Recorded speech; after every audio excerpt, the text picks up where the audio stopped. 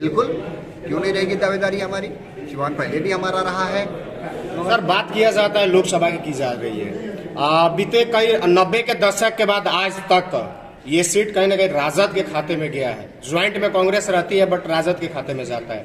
क्या माना जाए, कांग्रेस के कार्यकर्ता जो है सिर्फ झंडा ढोने के लिए है या फिर अपनी उम्मीदवारी करने के लिए भी है?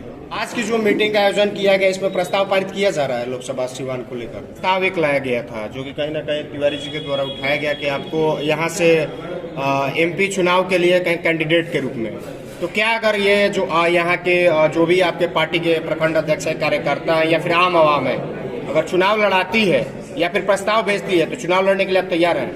अगर आपको चुनाव लड़ाती है और टिकट देती है तो क्या इस सीट को निकाल पाने में भी विधुशेखर पांडे सक्षम हो पाएंगे?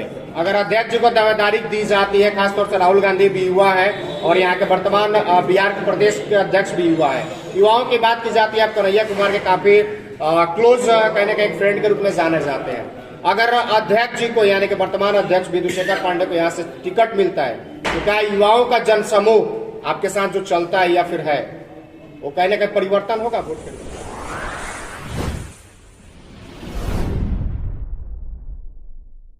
ये बैठक है हमारा, जैसा कि आपको बैनर पे लिखा हुआ है, हमारा बूथ सबसे मजबूत जी। एक हमारे राष्ट्रीय अध्यक्ष का खड़गे साहब ने पूरे देश भर के स्तर पर हर लोकसभा में कोऑर्डिनेटर नियुक्त किया है और वो कोऑर्डिनेटर का वर्क है कि अपने लोकसभा में जाके जिला अध्यक्ष और प्रखंड अध्यक्ष, इवन पंचायत और बूथ कमेटी का कहाँ तक हम लोगों का पहुँचा है, बूथ कमेटी हम लोग की कितनी बन गई है, कितनी नहीं बनी है तो क्यों अभी तक विलम्ब हो रहा है, इन सारी बिंदुओं पर आपस में विचार विमर्श करके। कांग्रेस सिवान सीट पर दावेदारी कर रही है? बिल्कुल, क्यों नहीं रहेगी दावेदारी हमारी।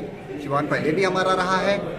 मगर कई बार देखा गया कि सहयोगी दल यहाँ पे चुनाव लड़ी है। सहयोगी दल हर दल को अपना ही अधिकार तो रखता है, हर दल तो अपनी बात रखने का अधिकार रखता है कि ये सीट हमारी जाना चाहिए। आरजेडी भी कोशिश करेगा, माले भी कोशिश करेगा, कांग्रेस भी प्रयास करेगी। तो वो जब शीर्षस्थ नेता जब बैठेंगे आपस में तो वो आपस में उस समय क्या परिस्थितियाँ बनेगी, लेकिन जो भी परिस्थिति बने, अगर सिवान माले को ही जाता है, राजद को ही जाता है या कांग्रेस को ही जाता है, किसी को भी वो सीट आता है तो तमाम महागठबंधन के कार्यकर्ता स्वार्थ से ऊपर उठ के उसको अमली जामा मतलब उसको मूर्त रूप देने का काम करेंगे और निश्चित रूप से यहाँ से विजयी बना के वो लोकसभा भेजेंगे। सर, बात किया जाता है लोकसभा की जा रही है। बीते कई 90 के दशक के बाद आज तक ये सीट कहीं ना कहीं राजद के खाते में गया है। ज्वाइंट में कांग्रेस रहती है बट राजद के खाते में जाता है।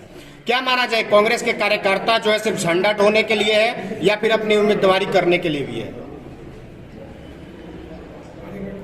राजद के खाते में जाता है, कहीं अपना वो लोग हर जगह कोई किसी का फील्ड अपना वो लोग दर्शाता है कि हमारा यहाँ मजबूत है, हम दर्शाते हैं कि हमें यहाँ मजबूत है। लेकिन अभी की जो बदली परिस्थितियाँ हैं उसमें निश्चित रूप से कांग्रेस का दावा बनता है सिवान, और हम अपने प्रदेश नेतृत्व से पुरजोर आग्रह करेंगे कि वो अपने शीर्षस्थ नेतृत्व से बात करके सिवान को अपने कोटा में लेने का प्रयास करें। आज की जो मीटिंग का आयोजन किया गया, इसमें प्रस्ताव पारित किया जा रहा है लोकसभा सिवान को लेकर जी।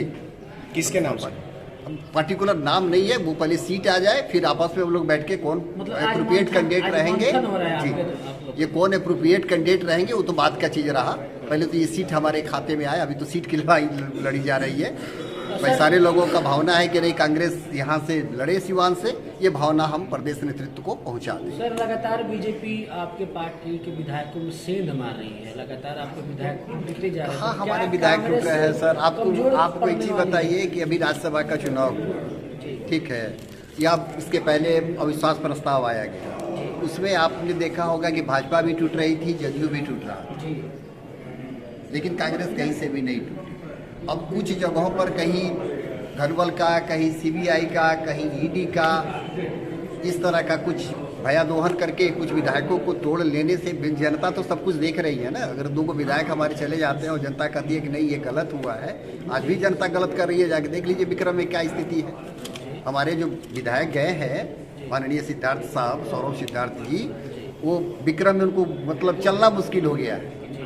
जनता का ये वातावरण वहाँ पर, तो जनता निर्णय करती है। अगर कोई गलत कोई निर्णय विधायक ले लेता है तो उसको फल वहाँ की जनता देगी।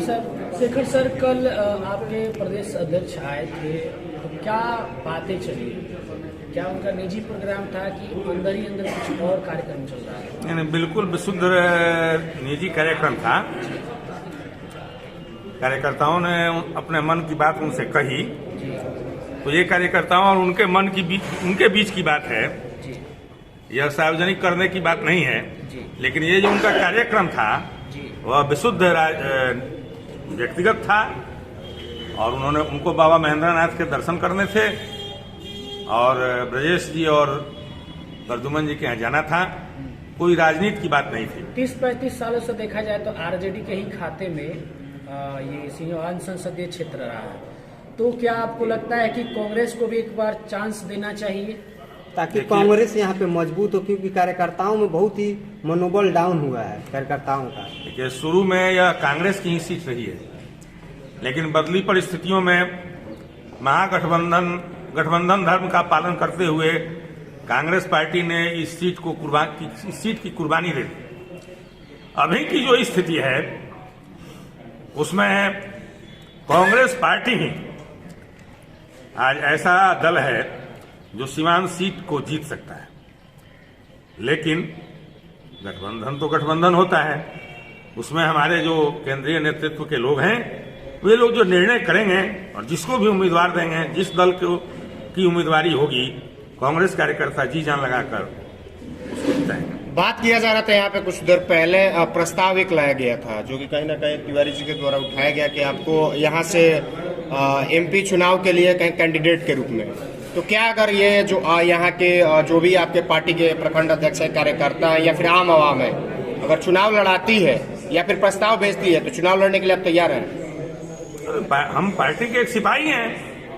अगर पार्टी का ये निर्णय होगा और कार्यकर्ताओं की इच्छा होगी तो चुनाव लड़ने में क्या दिक्कत है। मेरी पार्टी, हमारे कार्यकर्ता, हमारा संगठन और मैं स्वयं इसके लिए पूरी तरह से मजबूत हैं और हम लोग एकजुट हैं। केंद्रीय नेतृत्व को तय करना है कि वो ये सीट लड़ती है कि नहीं लड़ती है। जो गठबंधन के अनुसार जो निर्णय होगा वो हमारे लिए सर्वमान्य होगा। अगर आपको चुनाव लड़ाती है और टिकट देती है तो क्या इस सीट को निकाल पाने में भी विधुशेखर पांडे सक्षम हो पाएंगे? बिल्कुल, हमारे कार्यकर्ता एकजुट हैं और एक साथ चुनावी हुंकार को भरेंगे और मुझे उम्मीद है कि गठबंधन दल के भी जो हमारे नेता और कार्यकर्ता हैं उनको भी मेरे नाम पर विरोध नहीं होगा। बाकी तो समय और भगवान के ऊपर है। चलिए सर, बहुत बहुत धन्यवाद। कांग्रेस कोर कमेटी की आज बैठक हुई, उसमें क्या किन अहम बिंदुओं पर फैसला लिया गया? बैठक तो भी शुरू हुई है और कांग्रेस पार्टी की कोशिश है कि देश के अंदर जो फिजा बन रही है उसमें पूरे देश के अंदर में तानाशाही हुकूमत को उखाड़कर फेंका जाए। इसको लेकर पूरी प्लानिंग बन रही है और कांग्रेस के सिवान के कार्यकर्ता भी इसमें बढ़ चढ़ कर हिस्सा लेंगे। सीट चाहे कोई पार्टी लड़े, सीट महागठबंधन लड़ेगा, इंडिया गठबंधन लड़ेगा और इंडिया गठबंधन के जितने घटक हैं वे सब लोग मिलजुल कर एक दूसरे का मदद करेंगे। हमारा ज्वाइंट उम्मीदवार होगा, चाहे वह किसी सिंबल से लड़े। और जी, बात किया जाता है, अभी कुछ देर पहले सवाल था अध्यक्ष जी से, अगर अध्यक्ष जी को दावेदारी दी जाती है, खासतौर से राहुल गांधी भी युवा है और यहाँ के वर्तमान बिहार के प्रदेश के अध्यक्ष भी युवा है, युवाओं की बात की जाती है, आप कन्हैया कुमार के काफी क्लोज कहने का एक फ्रेंड के रूप में जाने जाते हैं।